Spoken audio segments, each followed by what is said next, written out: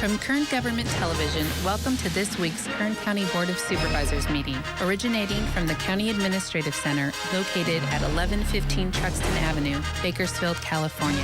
Kern County's vision is to create and maintain a customer-centered county government designed to garner the confidence, support, and trust of the people we serve. Today's Kern County Board of Supervisors meeting will convene momentarily.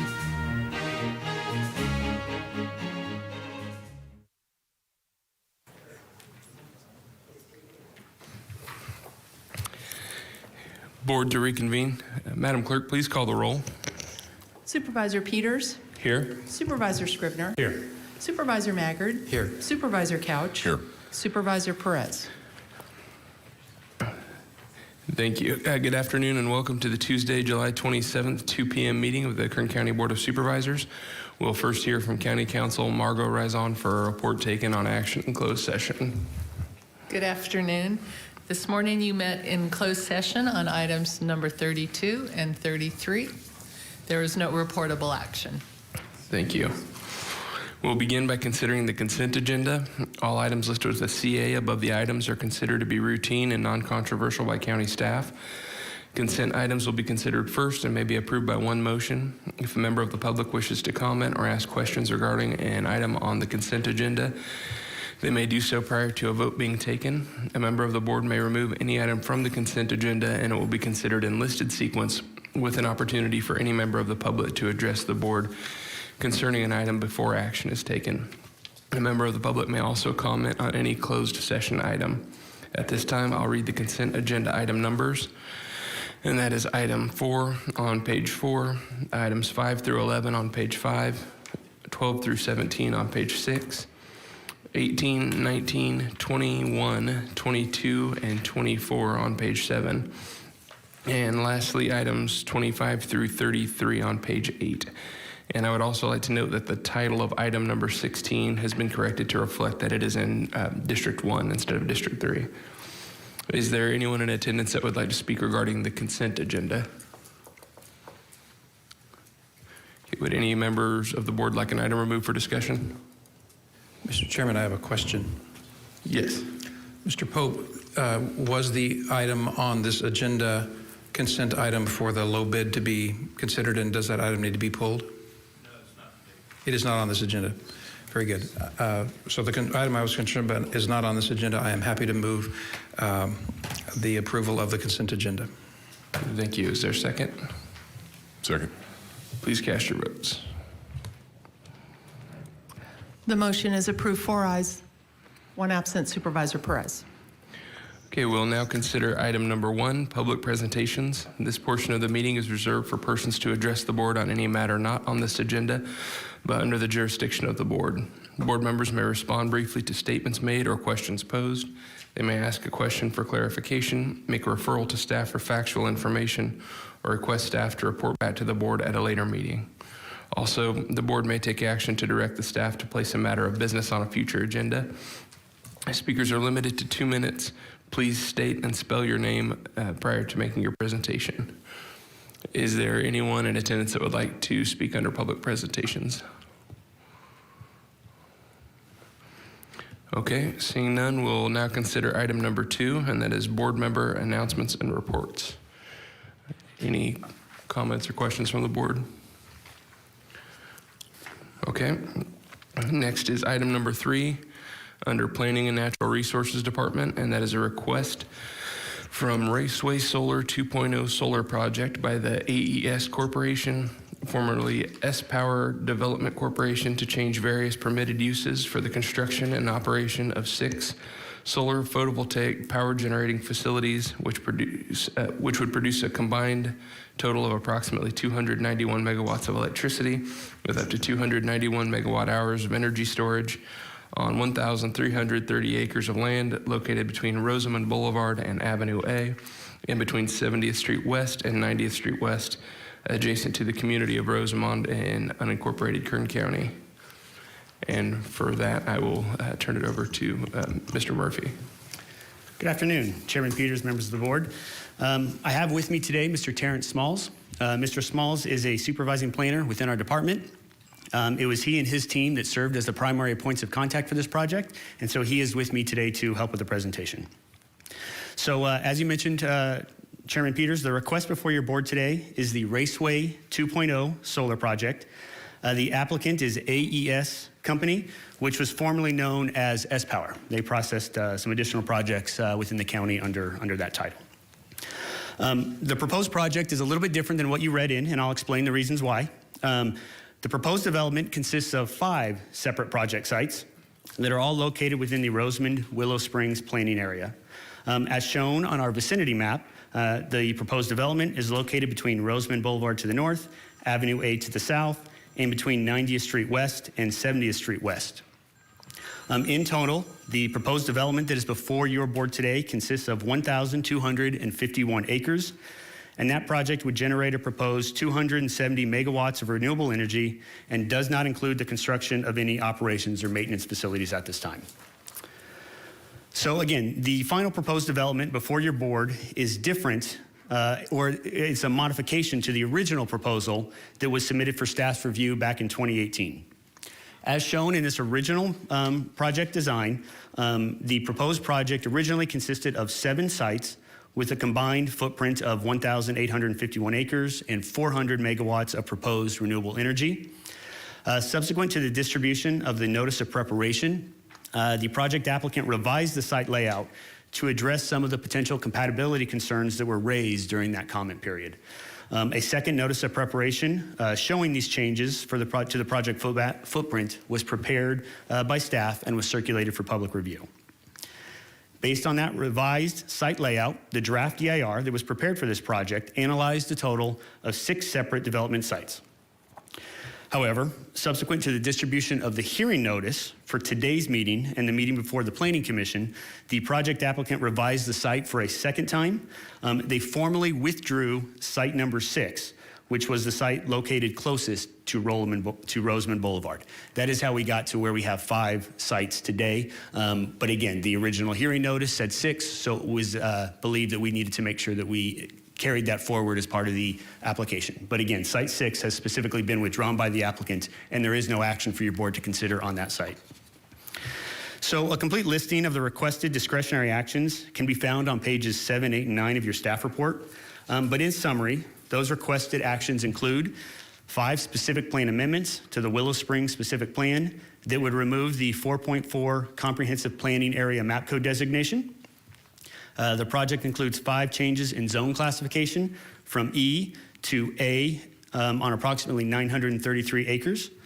The project includes 7 conditional use permits that would allow for the construction and operation of the 5 separate solar PV facilities. The project includes 6 specific plan amendments to the circulation element of the Willow Springs specific plan that would eliminate unnecessary roadway designations that are located within the planning area. And finally, the project includes a Williamson Act land use contract cancellation of 318 acres that is for Site 4 specifically. As part of the overall development, if the project is approved, the project applicant will also be requesting a few non-summary vacations of existing public access easements within the project boundary. However, that specific request would be brought forward to your board at a later date. As previously noted, an environmental impact report was prepared for this project in accordance with the California Environmental Quality Act, and all of our CEQA documents have been provided to your board.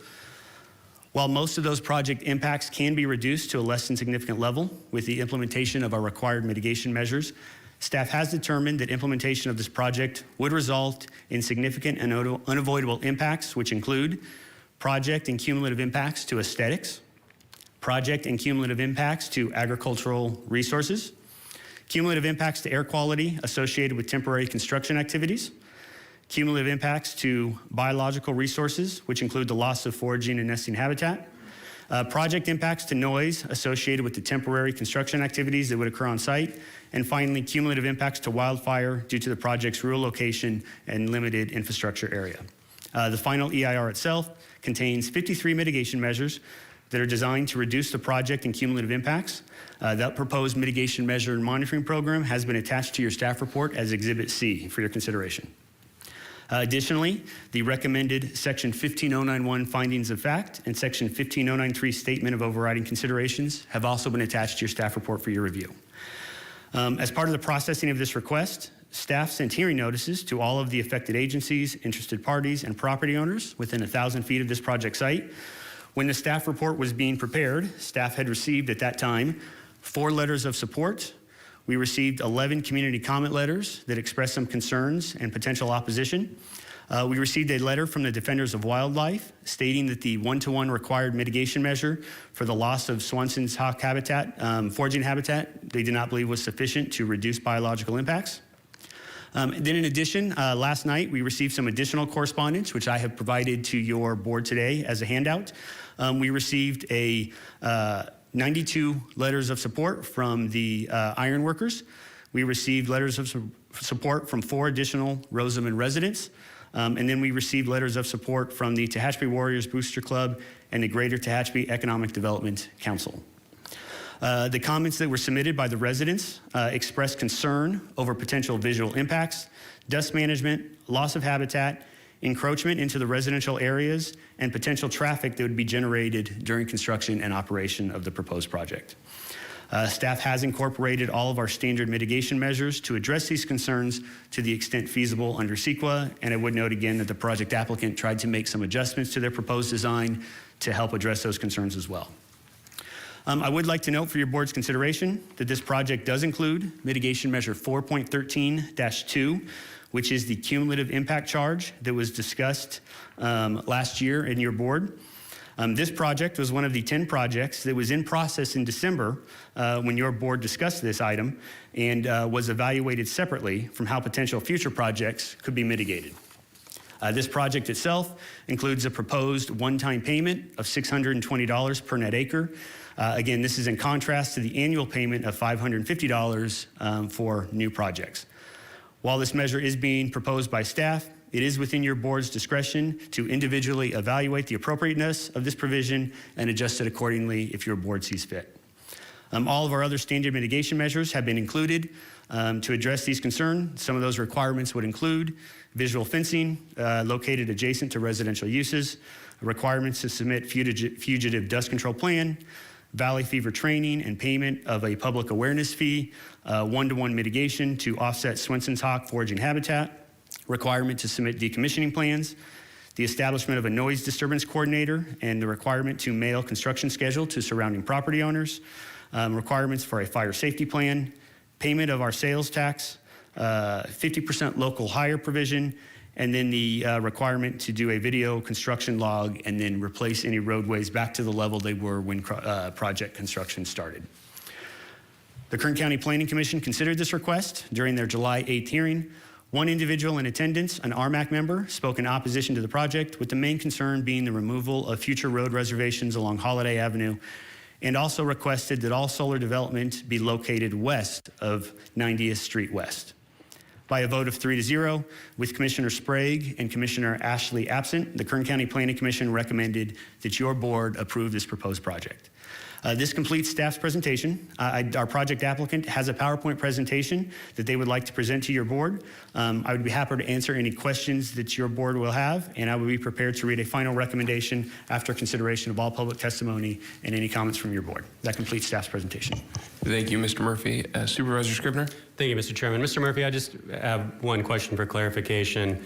As you were talking about the cumulative impact charge, you said this project is paying $620 per net acre one time versus the $550. Can you explain the difference?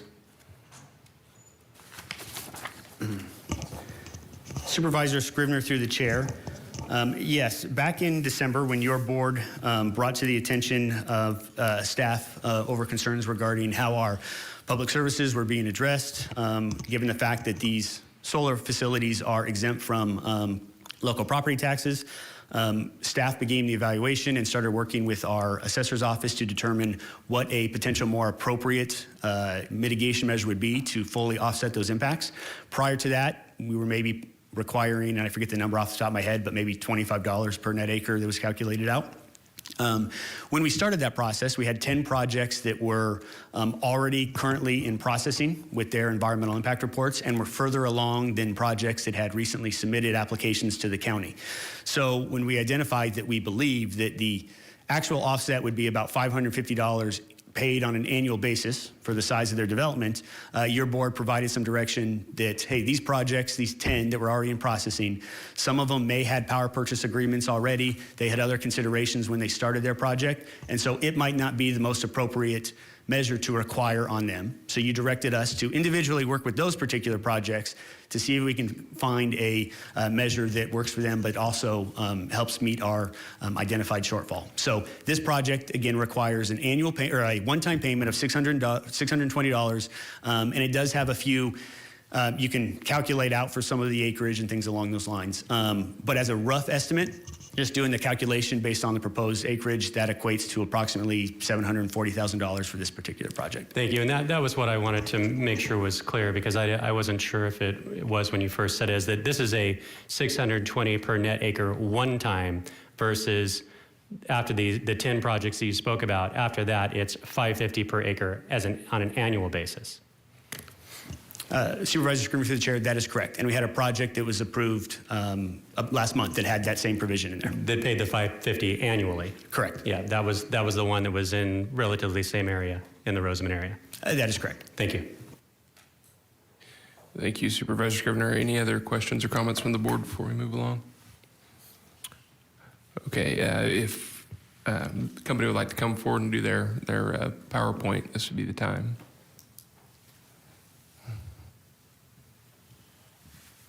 Good afternoon. Good afternoon.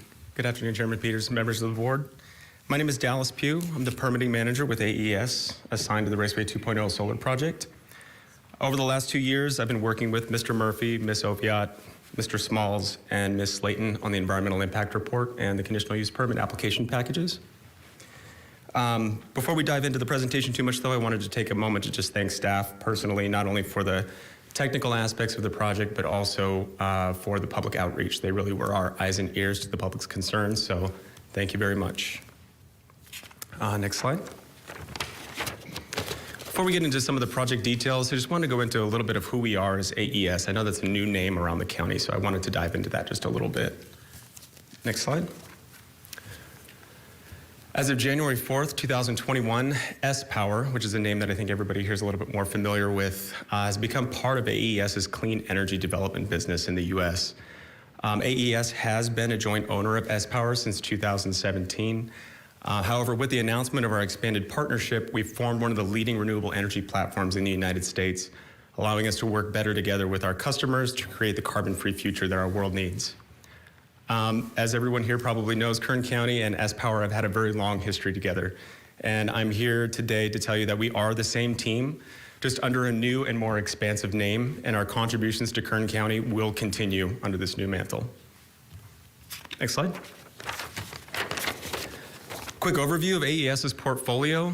On a global scale, we're located over 4 continents in 14 countries with over 30,000 megawatts currently in operations and an additional 7,000 under construction or with signed power purchase agreements.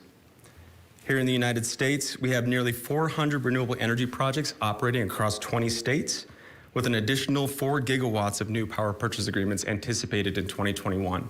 So we've set our goals pretty high. We have over 3,500 megawatts currently in operation with an additional 2,300 currently with signed power purchase agreements as well. Next slide. Here's a graphic representation of AES clean energy distribution across the United States.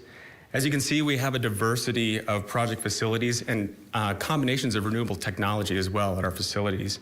Across the bottom, you can see we have solar, solar plus storage, solar wind storage, wind and solar wind combined facilities across the US. So really, depending on where you are in the country and the resources available, AES can tailor the design to the existing conditions and around environmental constraints to optimize the design while maintaining and conserving the ecological integrity of the area. Next slide. We really are industry leading. We've won 7 U.S. Edison Awards, which is the highest honor given in the electric power industry. This is the most awarded to any electric energy company in recent history. And as was mentioned on the previous slide, we'd like to tailor our facilities to existing conditions around environmental constraints and around public concerns. So we really value creation through innovation, customer-centric offerings, deploying leading new technologies and engineering innovation to make sure that we're satisfying the community's needs and environmental concerns. And lastly, we are a leader in energy storage, which really is one of the leading or new frontiers in renewable energy, as I think most are aware. Globally, we're number 1 through our manufacturer affluence. We have the longest history of all of our competitors in the, with this technology. And we're the leader in solar plus storage coupling, which is the new technology we talked about in the last slide. Could I interrupt you for just a second? I Absolutely. think Supervisor Perez had a quick question. Yes, What kind of awards have you gotten? I'm just curious. The U.S. Edison Awards. You said 7. 7, yes. This is the highest honor given to any electric power industry, and I don't know if any of my colleagues can weigh in on what those awards are, but Okay, thanks. yeah, no problem. Next slide. And here at home in Kern County, this is just a quick snapshot of our presence throughout the county. We have approximately 250 megawatts currently in operation in the county. Next slide. And as everyone knows by now, I'm sure, the next project in that lineup is the Raceway 2.0 solar project. As Mr. Murphy pointed out, it's a 271 megawatt project across 250 acres located in the community of Rosamond. Our interconnection is a proposed 230 kilovolt line down 110th Street West, where it ultimately connects to the existing Big Sky North substation in the city of Lancaster. Our off-taker is East Bay Clean Energy with a commercial online date of end of next year, so we would have to start construction in January of next year. And while we've completed CEQA and staff has recommended approval to the Planning Commission, and the Planning Commission unanimously approved the project for recommendation, or recommended for approval to the board, I think the most important thing to bring home here is that we did listen to the public's concerns and modified the project design to alleviate their concerns as much as possible. Next slide. This is a graphic representation. Mr. Murphy pointed some of this out, but I wanted to go over a few points as well. On the left is the original project footprint that was proposed to the public and the county in 2018. All colored parcels represent the original project footprint. Those in yellow were removed from the project, which is approximately 823 acres. We moved as far west as possible to avoid as many residences as possible. We did some door-to-door campaigning, and through community outreach, we did see that that was one of the major concerns, was being surrounded by solar. Then through the environmental impact report process, we found that there were some sensitive biological resources that we also needed to pull away from, such as the Swainson's hawk nest, burrowing owl burrows, and a population of alkali Mariposa lily. Then on Site 1, which is indicated in blue, that's directly adjacent to the off-site Swainson's Hawk Nest. We're working with our engineering team right now to try to put all infrastructure underground on this project site, so that way we leave the foraging habitat directly under the nest intact. So the construction will occur outside of the nesting season. By the time the hawks come back, construction is done, infrastructure is underground, and the area is open for foraging still on that nest. And lastly, we've reduced, as Mr. Murphy pointed out, we've reduced the roadway eliminations proposed in the draft DIR to help facilitate better access around and through the project site. Next slide.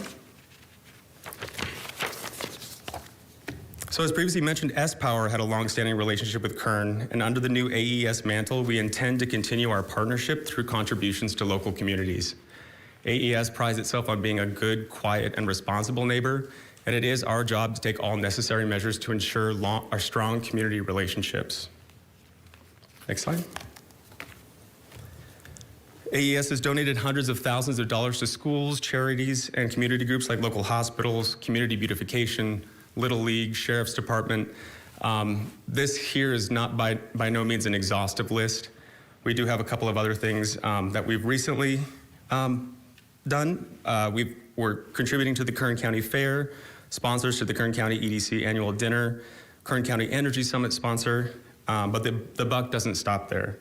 We intend to continue working with Kern and the local communities moving forward. Next slide. A couple socioeconomic benefits. We anticipate over 200 people to be employed by the project, including construction jobs, subcontractor work to local businesses. We implement programs such as Helmets to Hard Hats. We offer training and career fairs, which puts veterans to work by training quality men and women in the armed forces for construction and careers with local unions. Economic benefits during construction, the project will create over $20 million in local wages, and then over $40 million in labor income will be generated for operations and maintenance over the 35-year life of the project. An estimated $5 million in sales tax is also anticipated from purchase of batteries, solar panels, construction equipment, et cetera. Some environmental benefits. The project will offset an estimated 500,000 tons of carbon dioxide a year. That's the equivalent of the CO2 emissions of over 60,000 homes, to kind of put that into perspective.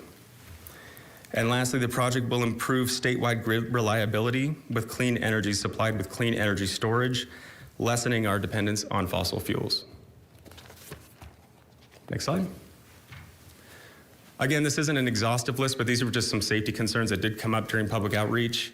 The project will be fenced and monitored 24 hours a day, 7 days a week, to prevent any vandalism. The pole-mounted panels require little to no grading, so dust is minimized. So in addition to all the best management practices required under CEQA, our construction methods are, they minimize the potential exposure to valley fever. And additionally, worker training will require the use of state and industry best management practices for managing dust, erosion, and flood control, as well as fire safety. And then last but not least, we do implement COVID-19 protocols and precautions to prevent infection and spread, not only on our project sites with our crews, but also to the surrounding community as well. Next slide. So with approval of the Raceway 2.0 solar project, I hope that we can accelerate the future of energy together with and contribute to the renewable energy portion of Kern County's goal to be the energy capital of California. Thank you. We're all ready. Yes. Thank you very much. Are there any questions or comments from the board before we take public comment? Okay, thank you. Yep, thank you. Are there any members of the public wishing to comment on this item? I would. Would you please come down to the podium? Chairman Peters, distinguished members of the board, supporting staff members of the Board of Supervisors and guests. My name is William Parkman. The last name is Parkman. I am the chair of the Rosamond Municipal Advisory Council. I'm here to speak about the Raceway 2.0 solar program before you conduct your vote today. First off, the council and I try to stay as impartial as possible, do our research, listen to the community, and then formulate a path forward on issues of the day. Our goal is to try and reach a unanimous consensus on every issue that affects our community and the county of Kern. We strive to advise the Board of Supervisors on issues and offer constructive suggestions. This goal is very hard at times to attain. The Raceway 2.0 solar project is one. Our letter to the supervising planner, Mr. Terrence Smalls, that responded to the Raceway 2.0 solar draft environmental impact report was a little over 2.5 pages in length and touched on 4 major topics. In addition to that letter, we would like to add that we are concerned with the impact to the community of Rosamond, not only now, but 20, 40, and 60 years in the future. That is why we're reluctant to surrender any easements, especially those that are within the area of 10th Street West to 170th Street West and Avenue A to Dawn Road. This particular project falls between 70th Street West and 90th Street West and Avenue A and Rosamond Boulevard. We've met with AES's representative, Mr. Dallas Pugh, and members of his team and gained a greater appreciation of the effort they have put in to meet the concerns of the community. All that being said, the residents of the community that live within the boundaries of this project are still opposed to this development. Further, the California high-speed rail, the drought, the adjudicated water limitations on RCSD and other associated water districts, we will be hard-pressed to grow our community. We know it is the intent of the state of California to grow and become a green energy place. RMAC is not anti-solar, but we also don't want the county to become known as anti-people and anti-Rosamond. To assuage this feeling, we feel like there's some actions needed from the county for our community. The construction of a skate park for our youngest citizens is needed from the board. Coupled with this is the need for traffic signal lights, especially at 55th Street West and Mojave Tropico Road. This signal lighting was part of a letter written to District 2 seeking crosswalk traffic signaling at a couple of places in addition to those at Tropico. Our final ask is for a revision to the Willow Springs and Rosamond specific plans to more accurately reflect the growth that has occurred since these plans were created in 2008. Our MAC would like to review both revisions when they approach draft status. In closing, we ask that Kern County keep the majority of solar development west of 90th Street West and preferably west of 170th Street West. This will give the community the assurance that we have land area in which to grow and become a city in the future.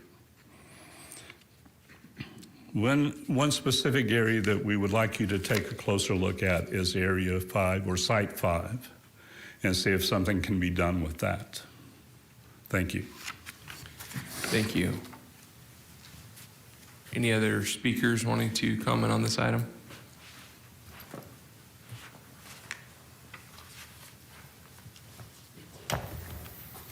Good afternoon, Chair Peters, members of the board.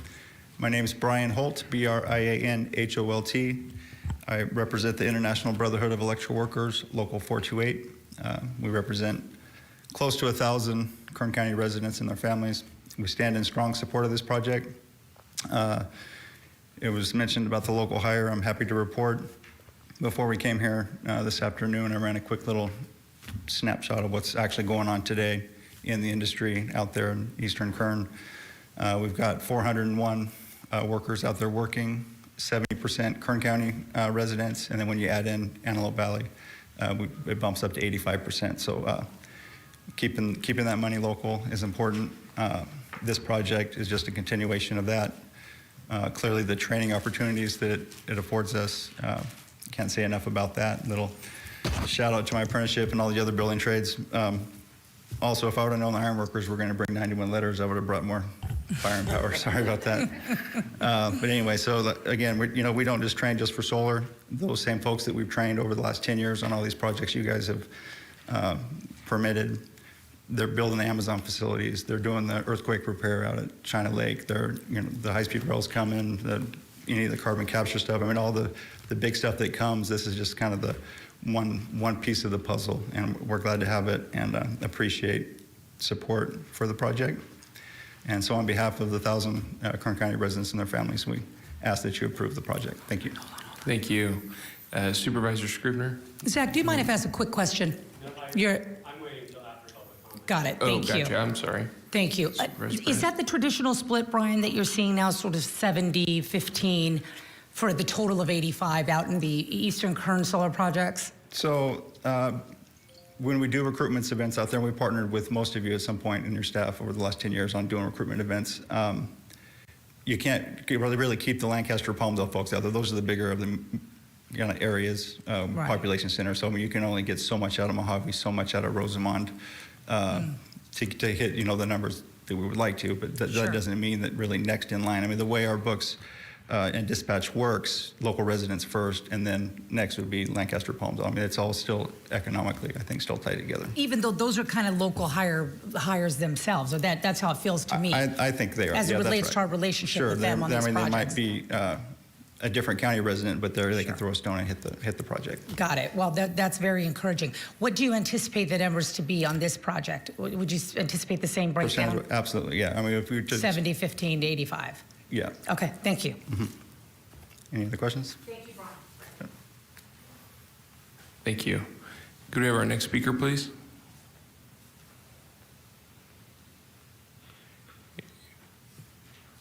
Okay, seeing none, we'll bring it back to the board. Are there any questions or comments from the board? I'll start with Supervisor Scrivener. Thank you, Mr. Chairman. This project's in my district, so I'm pleased to go first. Thank you to our speakers, and thank you to the folks that showed up from Rosamond, from the RMAC to speak on this project. I know that this project has encountered a lot of discussion locally.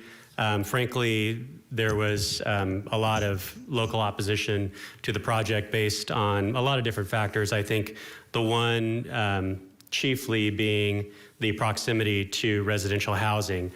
The location of this project encroaching into the areas of residential homes concerned me before the redesign. And while it looks like AES has addressed some of my concerns, I feel I need more time to evaluate this project and the renewable energy land use situation in general. I appreciate the work of the planning department in formulating the cumulative impact charge that I asked Mr. Murphy to clarify a few minutes ago. And I did know that we already approved a project with a higher annual fee, and while this one does have the lower fee, but frankly, I'm still undecided given the state policies that we are encountering. Our property tax and sales tax revenue is being hit by the state on all fronts. The property tax exclusion for solar, that even if they don't extend it, won't benefit Kern County until at least 5 years into the future, while the current projects don't have to pay. A loss of over $19 million a year is what we're experiencing in Kern County because of that solar property tax exclusion. In addition to that, the reduction of sales tax from the solar panels by 50%, another state policy supported by the solar industry, which in the past was a significant benefit for us, but now that benefit is being cut by 50%. The Williamson Act and farmland security zone contracts, where we lose $4.6 million a year because the state stopped paying us back in 2009. Thanks again, state legislature. And now the state is pushing the abandonment of oil wells rather than permitting new wells. The abandonment of wells produces no revenue for Kern County. Only the production of oil does, for which they are committed to stop permitting in 2035. So the question still remains for me, do the benefits of this project outweigh the environmental impacts that take up so much land and contributes to the decline in our communities from the lack of property tax revenue that pays for sheriff, fire, parks, libraries, et cetera? So I'm gonna make a motion right now to continue this item until August 24th, 2021, so that I can continue to review the project and these other issues in relation to state policies. And furthermore, and no disrespect to Mr. Murphy, who does a fine job for no one, that's the first time I've been cut off. I was on a roll. Yeah. No. As I said, no disrespect to Mr. Murphy. He's doing a fine job for us, but our planning director, Ms. Lorelei Oviatt, will be back on the 24th, and I think that could be questions for her regarding some of these larger county policies and state policies that the board may want to ask. And so that's my motion to continue this item until August 24th while we evaluate what's going on, not only with the impacts of this project, but what's happening on the state level in regards to solar. Thank you. Thank you, Supervisor Scribner. Are there any other comments from the board?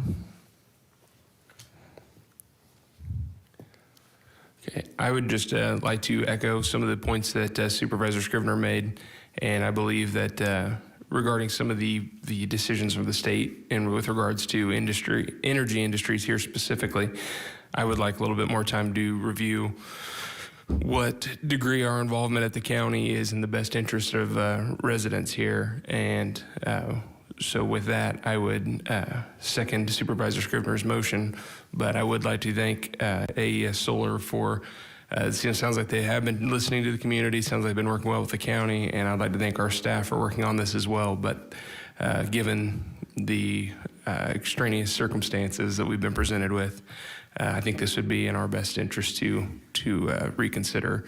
So that's a second from me. Please cast your votes.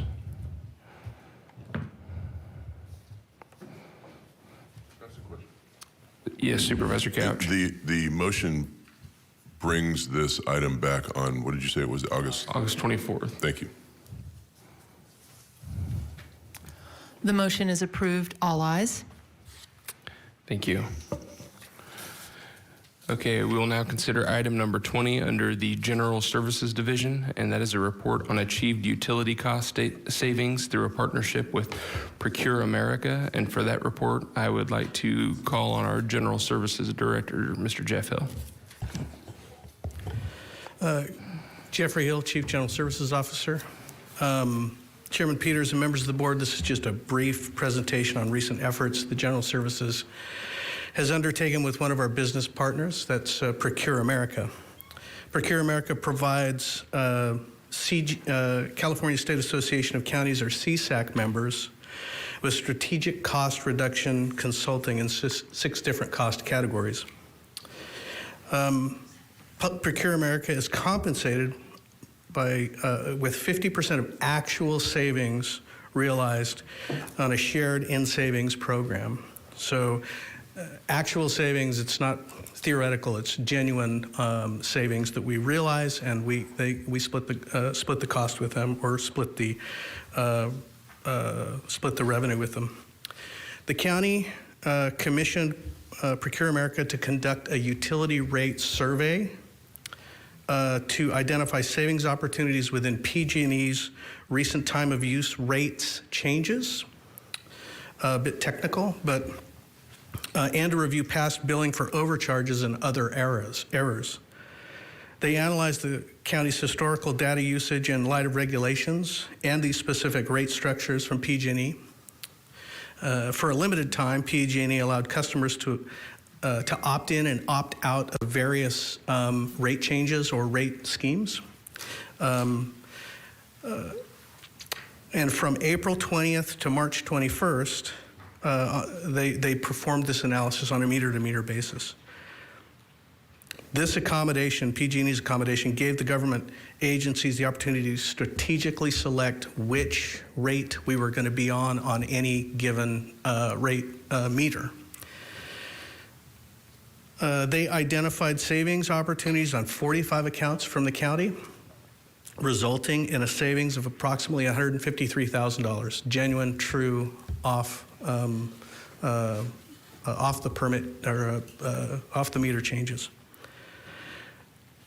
We've benefited so far on 23 of those accounts and are awaiting the results of the other 22.